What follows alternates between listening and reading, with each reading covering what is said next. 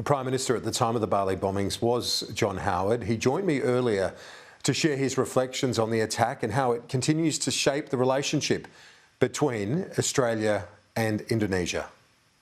Mr. Howard, thanks for your time. 20 years on, how do you reflect on that period for our nation, that period of grief and mourning with that terror attack in Bali? Well, I remember the horror. I remember the tragedy for so many Australian families.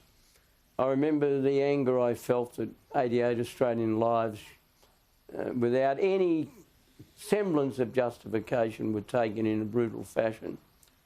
But I also remember that over the last 20 years, so far from that attack driving Indonesia and Australia apart, it actually pushed them closer together.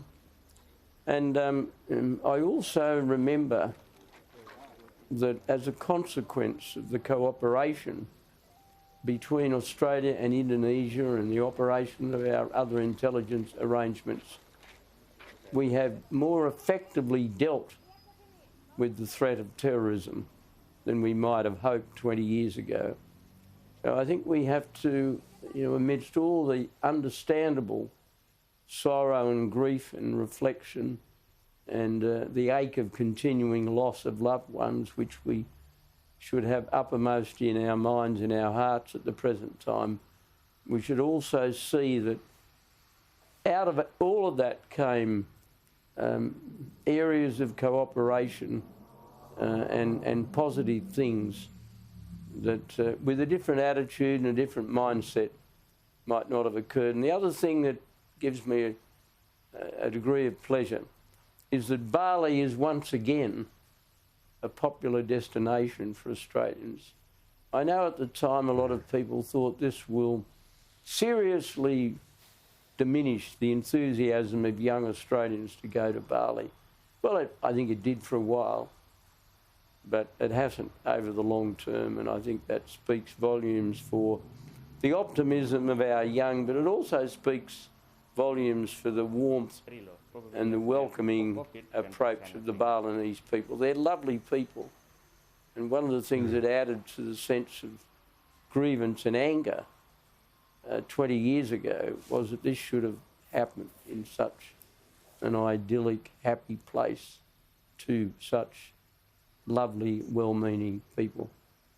Mr. Howard, I remember reporting and being with you during your visit there for the first anniversary of the attack, and everything was obviously so fresh in the memories of the survivors of the attack and so on. But on that issue that you spoke about, the connection between our two countries, the cooperation between our law enforcement through the investigations and so on, I do recall a sneak peek into the ideas and the thoughts of the next president of Indonesia, that being President Yudhoyono, at that memorial that you attended on behalf of the nation all those years ago. Can you reflect on that speech and how that was received by those in attendance? Because it was a very fierce condemnation, wasn't it, of terrorism?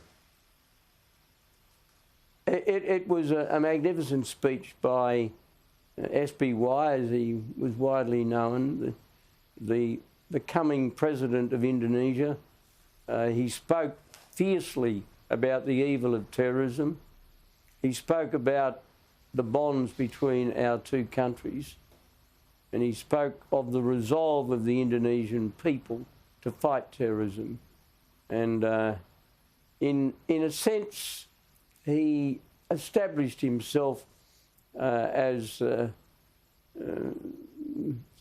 tribune of peaceful cooperation against terrorism between Australia and Indonesia, and he captured the mood, because ever since the Bali attacks, our two countries have worked together so closely, and he greatly helped it. He went on to become a fully democratically elected Indonesian president. I remember attending his inauguration not long after the 2004 election, which was about a year after he made that speech. And he would go on to be president of Indonesia for a number of years. Two of his children were educated at Edith Cowan University in Western Australia, so he had very strong links with this country. He was very fond of it. And we tried in different ways to repay that friendship. Exactly a year ago this day, 3 bombs exploded on the beautiful, peaceful island of God. 202 men and women perished that evening. Never mind your nationalities, never mind your race, religions, or ethnicity, or profession. They were our sons, our daughters, our fathers and mothers, brothers and sisters, our cousins, our best friends, and our soulmates. We in this part of the world must make common cause to fight the scourge of terrorism. The events of the last year have brought the people of Australia and the people of Indonesia closer together. And I want, on behalf of all of the Australians present, to express my gratitude to the leaders and the people of Indonesia. Out of the trauma, the triumph of the human spirit was also evident, wasn't it, from those brave individuals who sought to try and drag people out of those burning nightclubs, to the triumph of the medical teams that helped Australians, the victims, deal with their physical trauma over many months and years.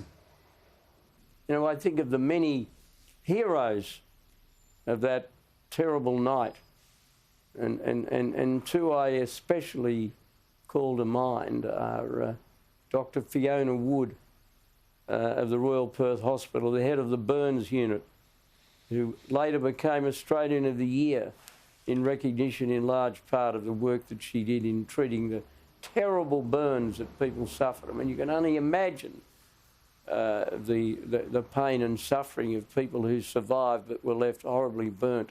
She did a wonderful job.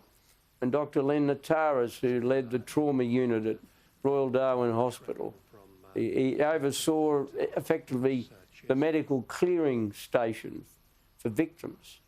I just think of them. There are many others. I remember talking to a young female recruit into the RAAF who spoke with pride at how she had worked several hours beside a squadron leader as they kept alive a young man who'd been horribly injured while he was flown to Darwin.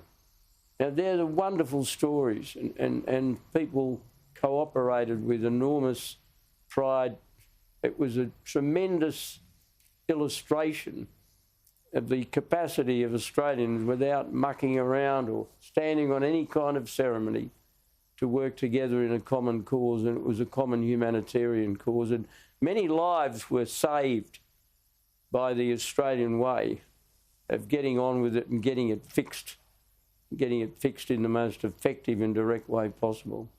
And finally, I do remember some of those receptions and so on where you were with family, loved ones, friends of those whose lives were lost. As Prime Minister of the day, many of these occasions weren't on camera, but it was a grieving that you had to do with them. I know that many of them would embrace you, come up to you and want to share their grief with you. It was almost like a shared grief in that period. Well, in a situation like that, you just have to do your best as a human being. Some people want a firm handshake and acknowledgement. Others want a hug. Others want a combination of the two. Others want to tell you all about whatever it is. You respond, remembering that the last thing you should do is make it more difficult for them by being unable to handle it. And they want somebody who, Prime Minister, who can control his or her emotions, but they also want a Prime Minister who shows that he or she has got emotion. And you just have to try and combine the two, and I did that as best I could. I'm sure it could have been better, but in a situation like that, you can only say how you feel and behave in a way that you hope, in a minuscule way, tiny way, will offer a little bit of comfort and a little bit of reassurance, and to give people the feeling that their fellow Australians are thinking of them. Former Prime Minister John Howard, 20 years on from those terrible attacks. I appreciate your time and your reflections today. Thanks very much.